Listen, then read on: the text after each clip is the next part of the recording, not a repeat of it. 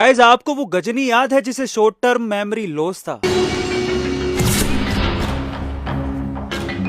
थोड़े देर में वो सब भूल जाता था। बच्चों के साथ एग्जाम टाइम में अक्सर ऐसा ही होता है। पढ़ के तो हम सब जाते हैं, लेकिन एग्जाम हॉल में जाके गजनी बन जाते हैं। शॉर्ट टर्म मेमोरी लॉस ये एक बीमारी है, और गजनी को ये बीमारी सर पे चोट लगने की वजह से हुई थी। सर पे चोट आने से रेट्रोग्रेड एमनीशिया होता है। दुर्घटना से पहले की याददाश्त भूलने को रेट्रोग्रेड एमनीशिया कहते हैं, और बाद की चीजें भूलने को एंटेरोग्रेड एमनीशिया कहते हैं। इसमें कुछ मिनट तक पूरी तरह से मेमोरी लॉस हो जाती है। लेकिन बच्चों को ये बीमारी एग्जाम स्ट्रेस और एंजाइटी की वजह से होती है। एग्जाम से पहले और एग्जाम हॉल से निकलने के बाद उन्हें सब याद आ जाता है, लेकिन एग्जाम देते वक्त वो सब भूल जाते हैं। अजीब है ना? लेकिन क्या हो अगर आपको एक बार में पढ़ा हुआ सब याद रह जाए, आप उसे कभी भूले ही नहीं। दुनिया में एक आदमी ऐसा हुआ है, उसका नाम है किम पीक। किम पीक को बाइबल और बुक ऑफ मॉर्मन सहित 12,000 से ज्यादा किताबों को याद करने की उनकी क्षमता की वजह से मेगा मेमोरी मैन कहा जाता था। वो लगभग 10 सेकंड में 2 पेज पढ़ सकता था। दाएं पेज को दाईं आंख से और बाएं पेज को बाईं आंख से पढ़ सकता था। हॉलीवुड में उनपे द रेन मैन नाम से मूवी भी बनी थी। लेकिन विज्ञान के हिसाब से गजनी बनना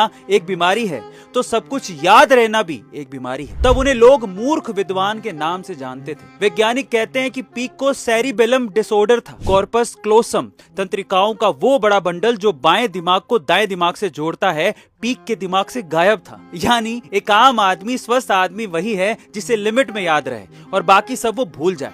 ना ही हमें गजनी बनना है और ना ही हमें द रेन मैन।